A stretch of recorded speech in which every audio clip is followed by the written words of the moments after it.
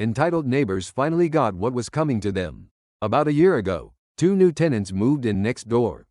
The property owner, trying to squeeze every penny out of the land, had crammed a house, a trailer, a mobile home, and a small 800 square foot house all onto one lot. He rents them out to just about anyone as long as they're breathing.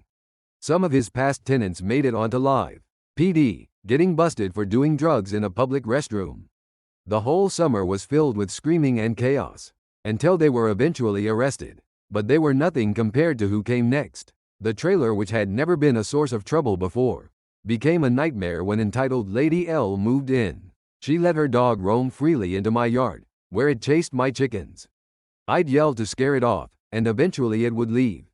She couldn't be bothered to clean up after it either. Then came entitled Man M. He'd done 4 years in prison, and constantly bragged about being on live PD himself. He acted like he knew everything but clearly didn't. My kids avoided them entirely because of the negativity they brought to the neighborhood. About 6 months in, EL lost custody of her daughter for physically abusing her. Not long after, she had a baby with M.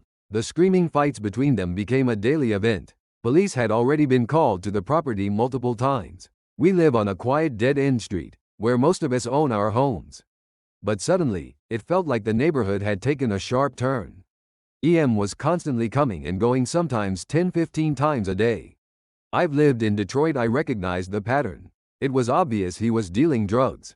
Fed up, I posted about everything on our local neighborhood watch Facebook group. I wasn't the only one with concerns. Then, the day after Black Friday around 4 p.m., I was out back, feeding my chickens when I saw 2 sheriffs arrive with guns drawn.